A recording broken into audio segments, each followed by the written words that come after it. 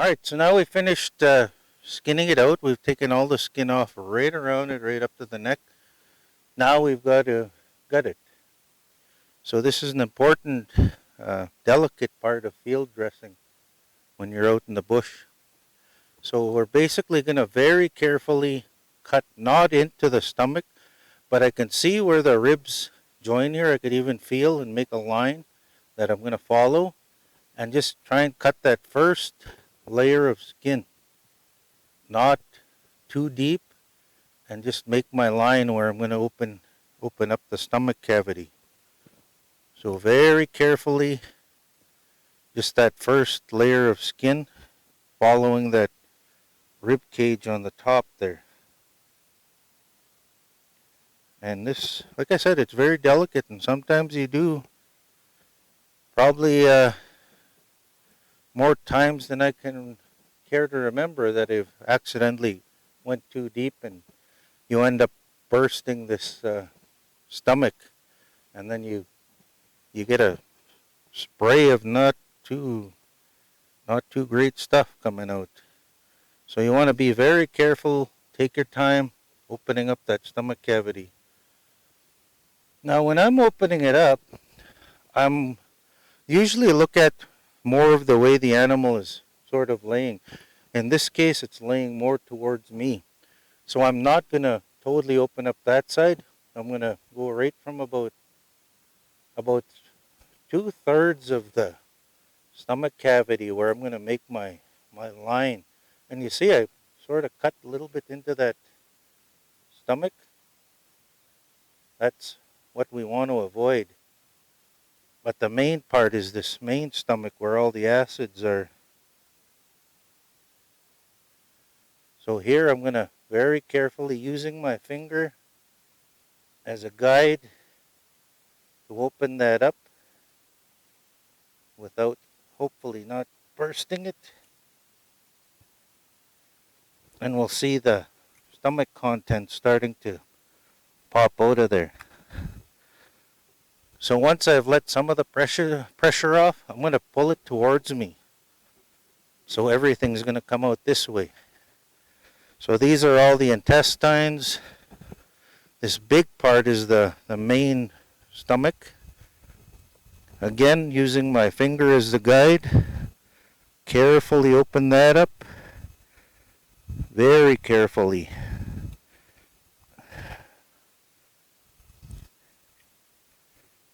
Because I want it nice and clean. Once I've got it clean, I can flip that over, open it up a little more, and just pull this towards me so that everything's going to come towards me when I do make that final removal of the insides. And I'm just going to get my son to hold the one leg so it doesn't turn over on me, and maybe pull it a little bit that way. So what we see here, of course, is the main stomach. This is where all the food goes after it's eaten it, and it'll go into here to get digested.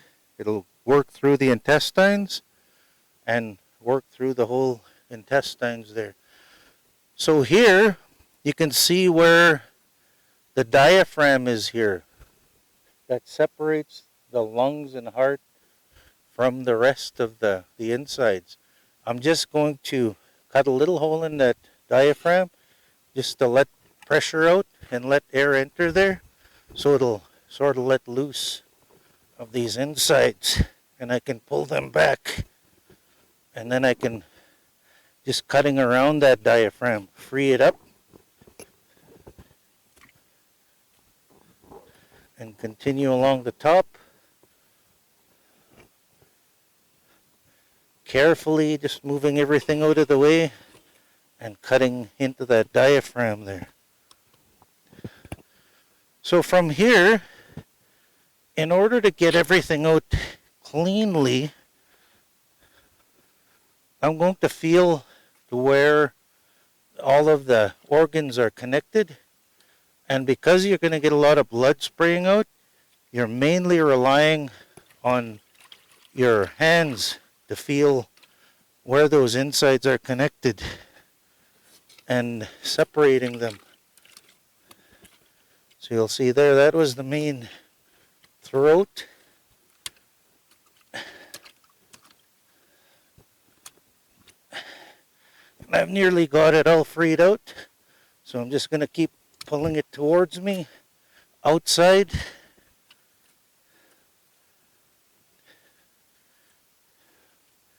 We can see the liver here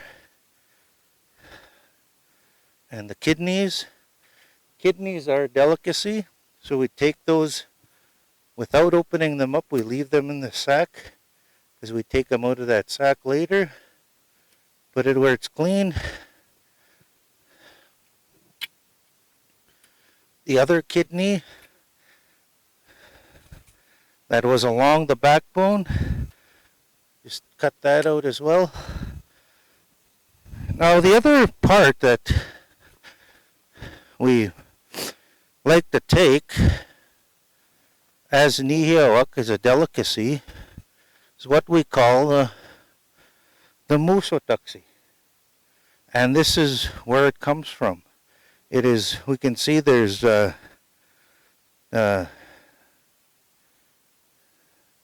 droppings and stuff in there right now, but we take this, and this is considered a delicacy. So remember, with our elders, we try and take everything we could possibly eat from an animal, and this was one of those parts. So and it's easy to recognize. You can see it's got the fat along the sides. We cut that off. Take it back as far as we can, and then we clear out those droppings from the inside. Because remember, this side here, completely clean.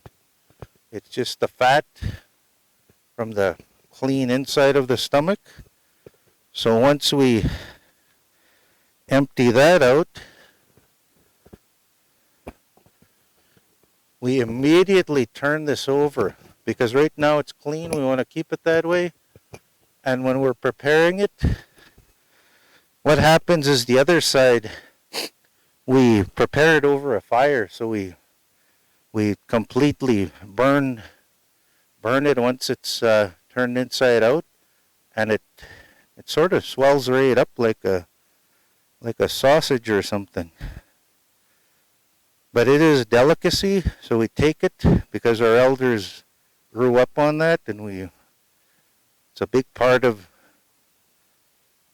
some of the internal organs that we take. Because again, we want to take everything we possibly can without waste. So I've turned it right inside out. Now with this, later we'll probably show you in another video how we prepare this. And we put it and we burn it on a fire just to not only clean it, but of course we'll wash it really good. And then we put it on a fire with spruce boughs. So of course from here, while it's visible, again, keeping in line with that not wasting, I'm going to take as much of the liver as I can, because that as well is another edible part. The rest, I'm going to finish cutting it free and pull it away from my moose. And then there's two other parts of here that we take normally, traditionally.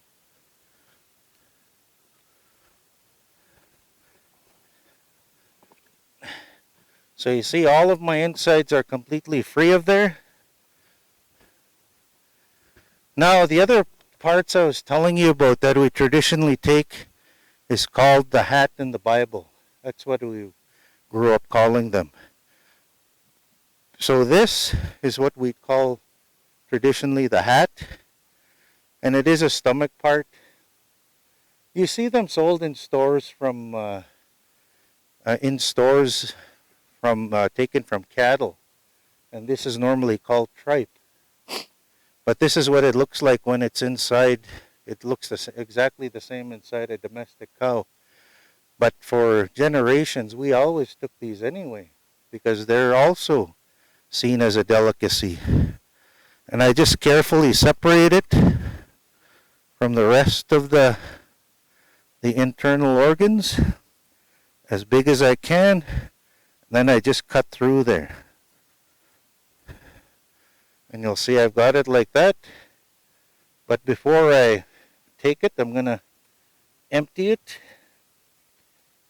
and clean it. Now I know a lot of people are probably going, ooh, that's the bad stuff from inside it ate, whatever it ate. But you know what? These animals, all they eat is trees, willows, grasses, water plants. So that's all this is. Really ground up plants and grasses and stuff. And it's no different from like your everyday cow. So this stuff you'd see sold in the supermarket. So of course, we're not going to waste. We're going to take everything possible. The other part is the what was always called the, when I was growing up, they just call it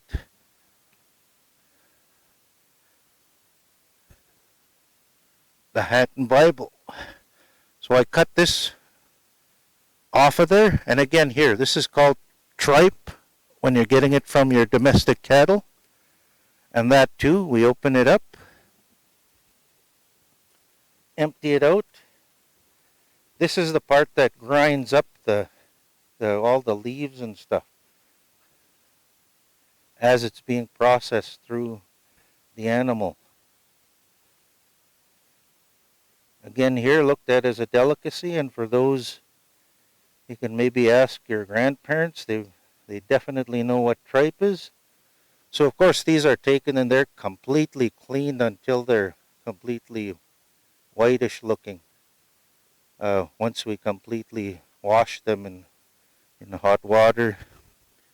So with those, I normally just put this inside of here just to keep those things together. I'll put them aside to be bagged separately because I don't want it with my other organs that I'm taking, because of course that's got the insides and the stomach juices in there. So that'll be washed separately, and I pack it separately. So I'm just going to give my knife a quick wash here, just so I'm not contaminating the rest of the organs. So once I've got that cleaned, I'm going to pull this away from my moose so that it's not going to get in the way and the meat is not going to get caught in there. So I pushed that away, and I'm just going to quickly wash my hands.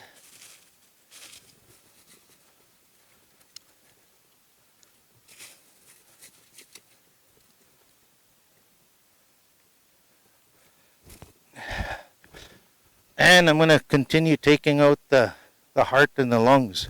You can see them here. I'm going to reach right in there till I'm holding the front of the heart. From there, I'm going to cut everything away from the front of the heart, and everything will pull out. So I'm reaching up to the front of the heart as far as I can feel in there. I can feel the front of the heart and the throat. I'm going to cut that out.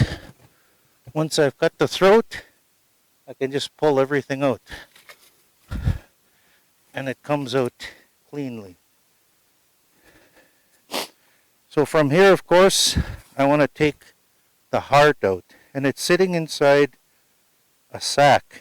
So I open that sack, bring it out cleanly, and just cut it free from the lungs.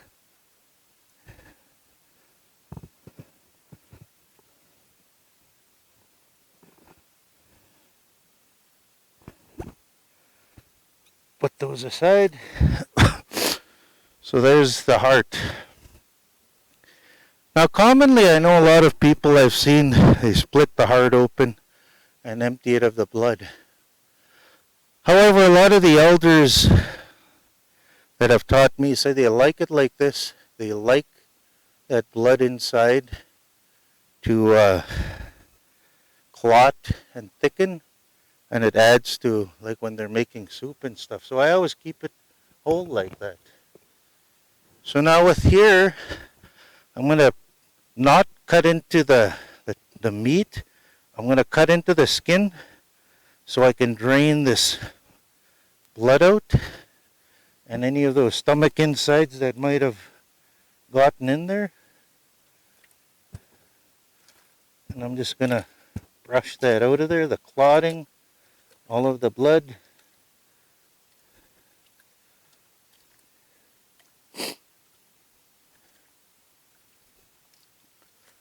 I want it nice and clean, completely emptied if possible.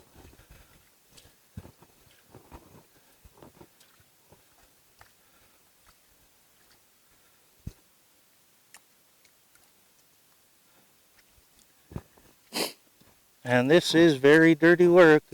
You're going to get bloody and your clothes are going to get bloody. But it's definitely worth it for all the food that you get out of it.